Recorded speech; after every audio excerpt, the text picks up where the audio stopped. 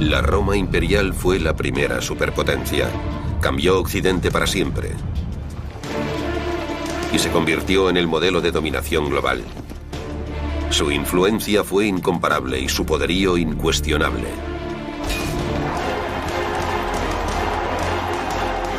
Pero tras 600 años como capital del mundo, los romanos afrontaban su aniquilación.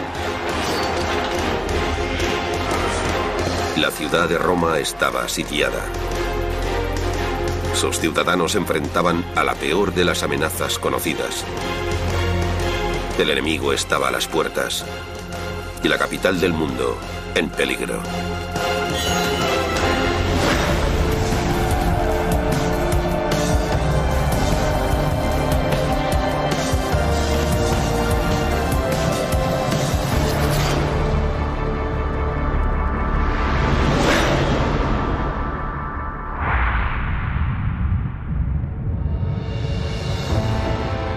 Hoy en día, los Estados Unidos son la única superpotencia mundial.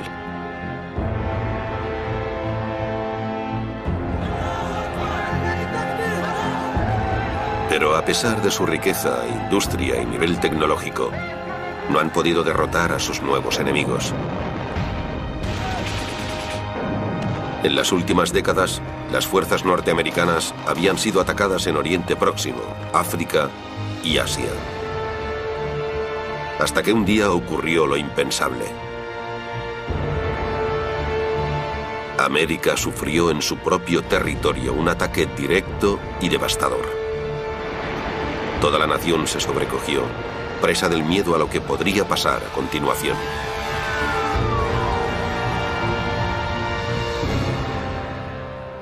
Hace 1600 años, los romanos habían sentido exactamente lo mismo. Hoy les mostraré cómo acabó el imperio más grande de la historia.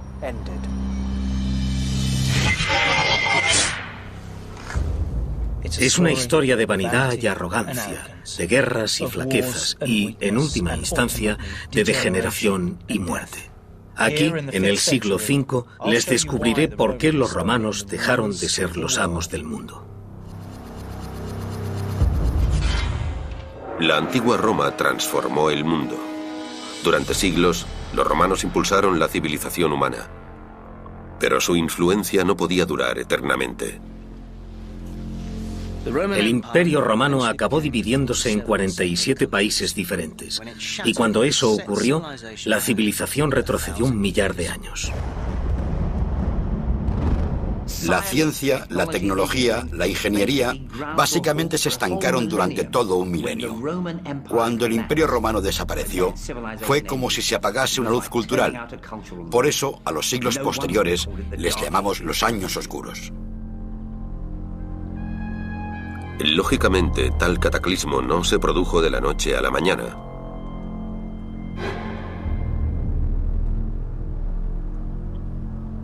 La desintegración de Roma fue lenta y dolorosa. Pero en esa caída pocos sufrieron más que los propios ciudadanos de Roma. Ellos sufrieron su propio 11S.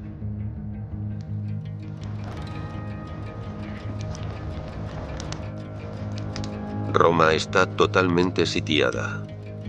Miles de bárbaros germánicos, los visigodos, esperan a sus puertas. Quieren demostrarle a los romanos quién manda realmente. Protegidos hasta ahora tras los muros de la ciudad, los ciudadanos romanos empiezan a agobiarse. Hombres como Julio, como poderoso senador, sabe mejor que nadie lo cerca que está Roma de la catástrofe. Nadie puede entrar o salir de la ciudad, y los pobres empiezan a morir de hambre. Julio teme que la gente se rebele. Roma está a punto de estallar. ¿Cómo habían podido someter la capital del mundo?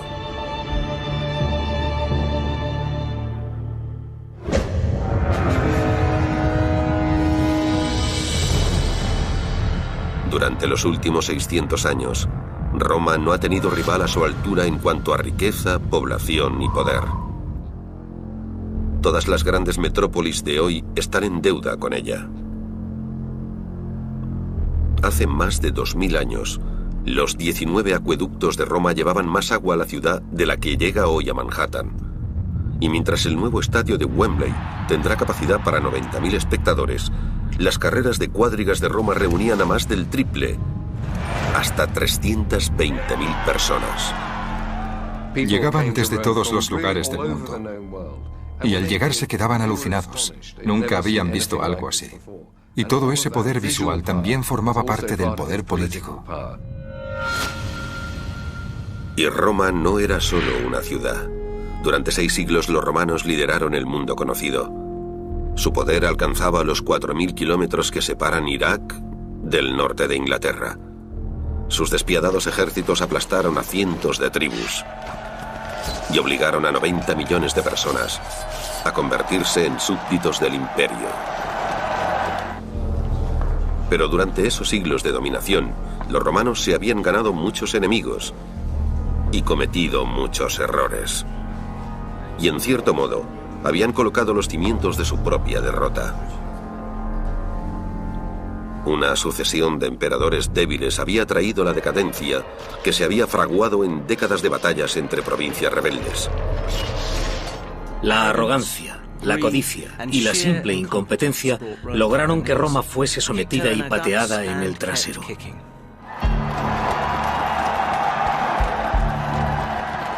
Y además estaban los bárbaros. Durante el siglo IV, lo que había sido una distracción menor se convirtió en una seria amenaza. Había un número cada vez mayor de bárbaros a lo largo de las fronteras, que cruzaban las fronteras por diversos puntos, en grupos cada vez mayores. Si en el pasado solo había habido pequeñas tribus de las que Roma podía ocuparse sin problema, ahora las tribus eran mayores, con mejores ejércitos. Al principio Roma se adaptó. En el año 364, el propio emperador juzgó que el imperio era muy grande para que un solo hombre lo controlase. Así que lo dividió en el poder bizantino al este y el poder romano al oeste, pero esto no fue suficiente para contener a los enemigos de Roma. Una agresiva fuerza persa empezó a enseñarles a los romanos el significado de la derrota. Gran Bretaña también era atacada, y las tribus germánicas llegaban a Francia y España. Y la mayor amenaza eran los godos, que empezaban a arrasar las fronteras del norte. Pero los romanos se negaban a verlos como una amenaza. Los romanos estaban muy seguros de sí mismos. Eran extremadamente arrogantes. Y eso les había ayudado durante tantos siglos de dominación. Esa seguridad en que siempre ganarían porque eran romanos. Pero el problema es que al final eso les cegó. No vieron que tenían que adaptarse, que los bárbaros eran una amenaza. Pero ¿quiénes eran esos molestos bárbaros? Hoy, la gente cree que los bárbaros eran unos matones, una panda de asesinos que se dedicaban a saquear y violar a lo largo y ancho del imperio. Pero hay más que eso. Los bárbaros solo buscaban un lugar al que llamar hogar.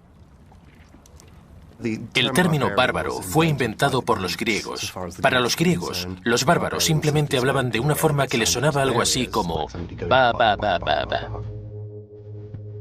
El problema era que los romanos eran muy snobs. Iban afeitados, con el pelo corto y ultra aseados. Los bárbaros eran peludos y no sabían ni lo que era un baño.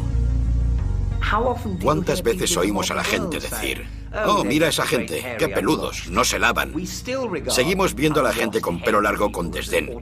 Y ellos utilizan la palabra bárbaro para sentirse superiores a todo aquel ajeno al mundo romano.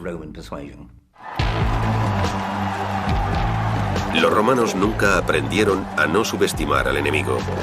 Ni siquiera cuando se vieron cara a cara con la armada visigoda en Adrianópolis, en el año 378. En teoría, la victoria romana parecía casi segura. Al emperador Valente le habían ofrecido miles de legionarios extra, pero no aparecieron.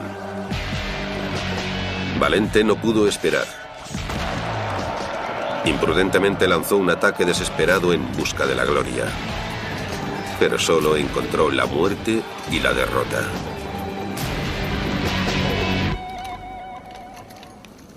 Hasta 25.000 romanos murieron ese día.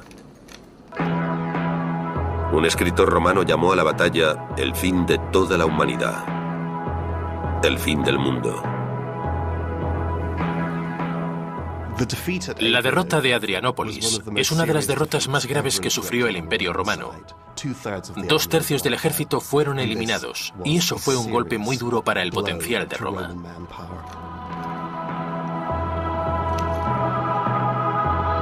El legado de Adrianópolis se dejó sentir en todo el imperio. El ejército que un día había sido de élite pasaba por su peor momento. Conforme crecía la amenaza bárbara, también lo hacía la necesidad de Roma de tropas adicionales para contenerla.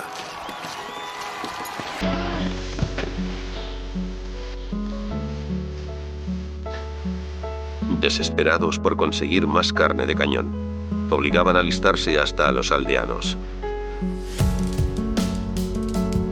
En los albores del imperio, ser un soldado romano resultaba atractivo. Ahora había dejado de serlo. Mucho riesgo y poco salario. Los hombres recurrían a cualquier cosa con tal de escapar de sus filas. Si no tenías pulgar, no podías usar la espada. Cuando la gente llega a este punto, es obvio que el ejército tiene un problema. Y cuando la maquinaria militar romana empieza a desmoronarse, está claro que al imperio le queda poca vida.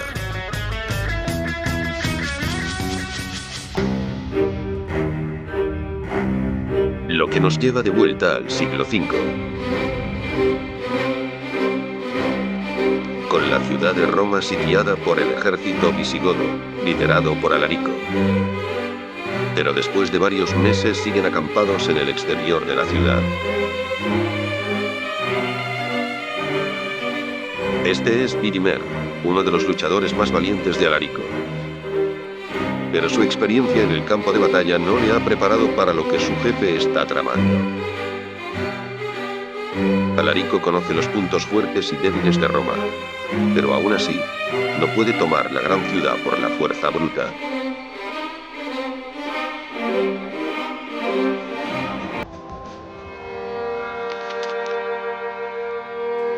El asedio no está dando sus frutos. Así que Alarico diseña un plan B.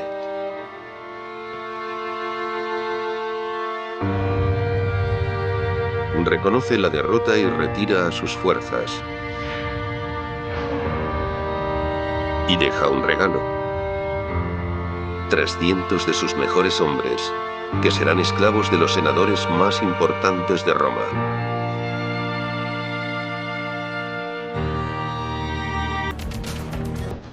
Uno de ellos es Vidimer.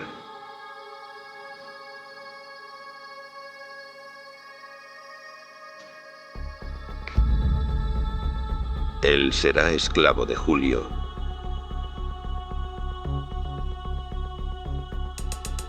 Lo que Julio no sabe es que la ciudad está al borde de la mayor catástrofe de su historia.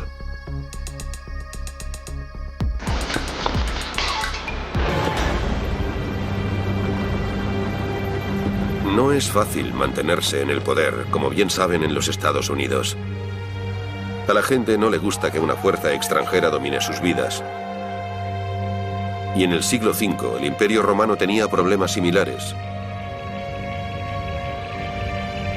En el año 410, la ciudad de Roma llegó a estar sitiada por una tribu bárbara, los visigodos.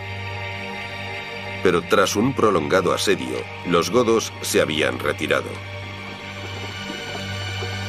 Como regalo de despedida, su líder, Alarico, ofreció a 300 de sus soldados más jóvenes como esclavos de las élites de Roma.